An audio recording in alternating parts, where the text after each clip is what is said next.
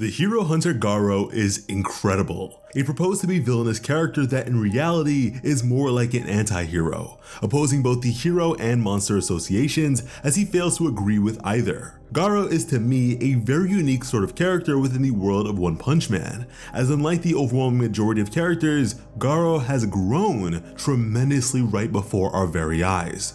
When it comes to heroes, most of them have been at their current threshold of power for the entirety of the series. Genos may be considered an exception on account of his various upgrades over time. However, I'm not sure if it's just his gimmick or what, but Genos tends to get bodied regardless, whereas with Garou, even the most humiliating of losses only propels him to even greater heights. And interestingly enough, despite him feeling like somewhat of a newer or later addition to the series, thanks to his proper introduction with season 2 of the anime, in reality, Garou has been here since chapter 40 of the manga, what was volume 8 of the story, and so yeah, Garou has been an active part of the story for over half a decade at this point, which is insane. We have seen this character grow so tremendously over the course of the series, and with this video we'd like to chronicle his progression and further understand the evolution of the hero hunter Garou. Now, Garou's entrance into the story was as little more than a troublemaker. Having grown up watching hero shows like most other kids his age,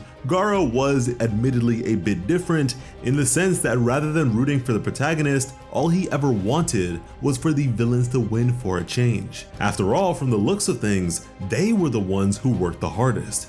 The ones fueled by their passions and desires, faced by the toughest of odds, who are ultimately victimized by the narrative. But even more than that, to him, popular guys winning and unpopular guys losing was an absolute tragedy, a personal sentiment forged by way of social inequity. As while playing pretend with others as a child, he was always forced to be the monster, as they'd furthermore gang up on him and bully him. Garou's desire to become a villain was an acceptance of the role he had been handed his entire life. He never cared for the concepts of justice and evil. Instead, what he saw was a majority preying upon the minority. And that was regardless of whatever title they decided to bestow upon themselves, which is why despite desiring to become a monster, Garou never possessed an interest in joining together with other monsters. It honestly disgusted him. He simply wanted to reverse the roles of strong and weak and make others understand his plight, a conviction that he felt empowered him as he defied the restrictions of the story he sought to change.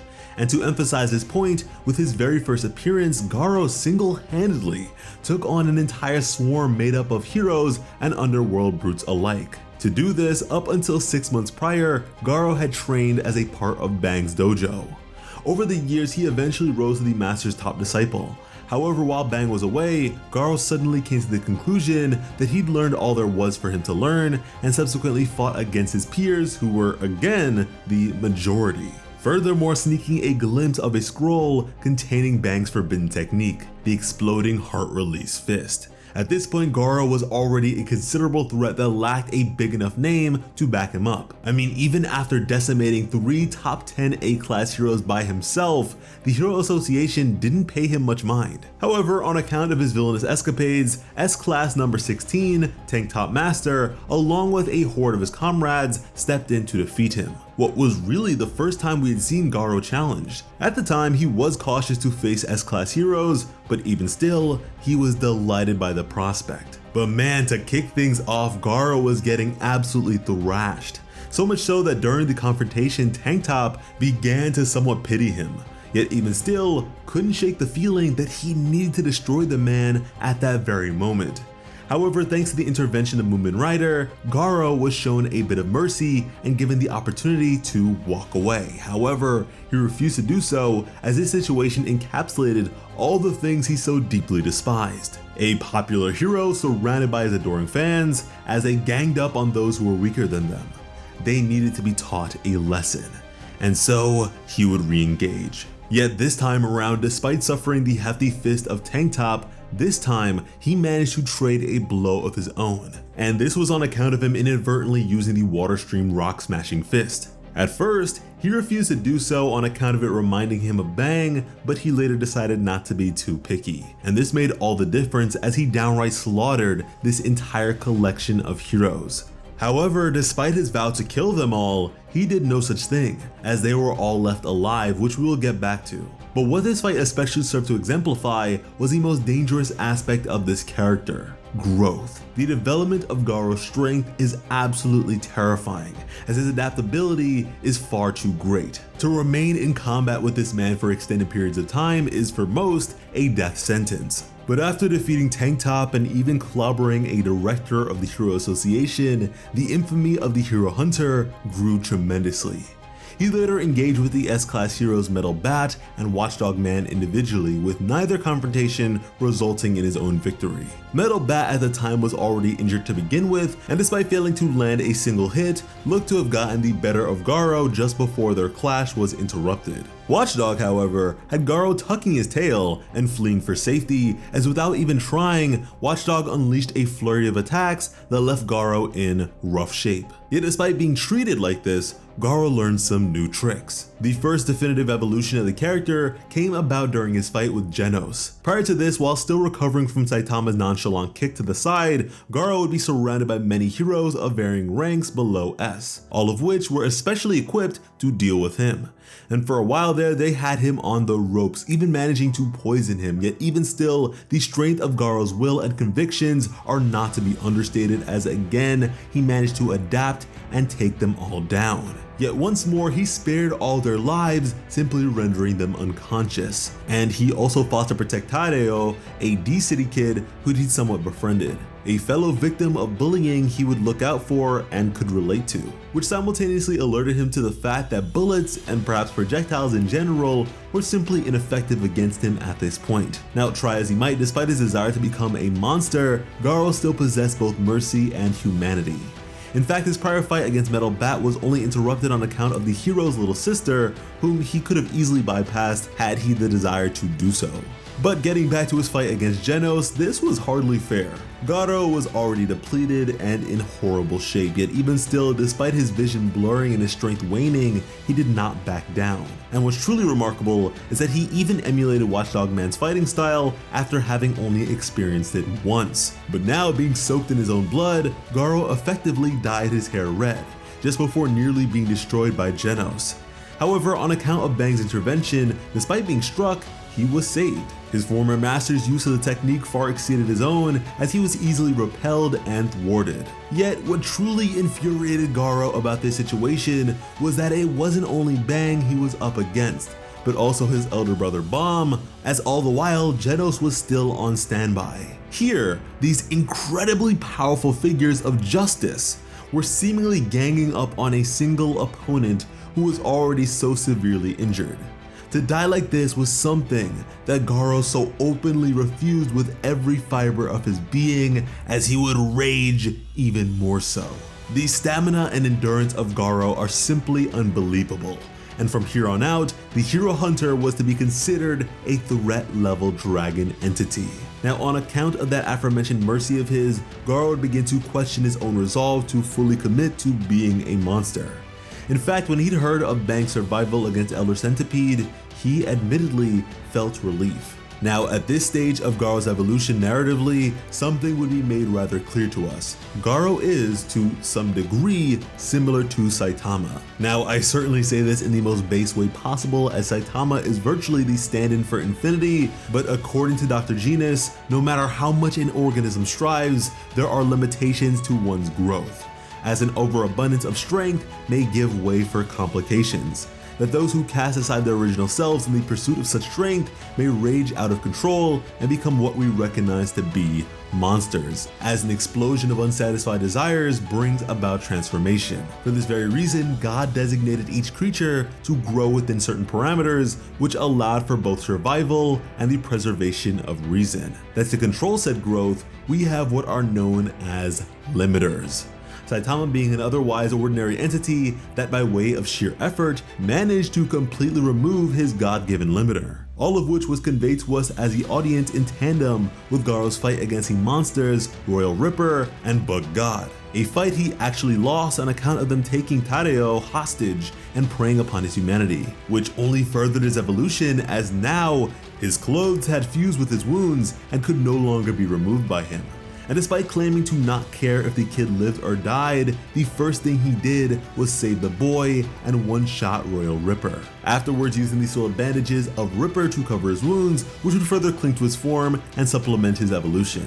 As opposed to replenishing his blood by eating out a restaurant like he had before, now far more lacking in his humanity, Garou began to devour the remains of his enemies. As to him, flesh was flesh. From there, he fought even more monsters as he again proved his adaptability and ability to retain said information, as by recalling his prior encounters, he was able to deal with similar adversaries with ease. Now, in facing overgrown Pochi, Garou expected to die, but yet again, remembering his origins, he managed to rise again. His efforts from there weren't enough to take on Pochi even still, solidifying him to be lower threat level dragon at the time, but he lived all the same.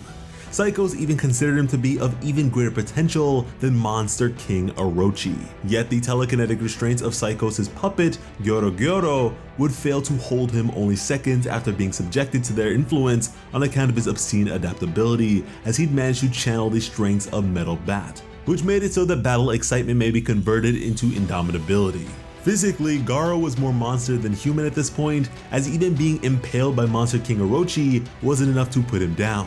And this is where the durability of Garou was made clear to be on a whole new level, as he took a direct high temperature breath attack from the behemoth without issue, followed by a direct fist, none of which kept him down. Now, unfortunately, he was crushed in the end, but considering he lived on, this only furthered his growth. When Garou was later woken up, despite his already rough shape, he immediately one-shot Prisoner.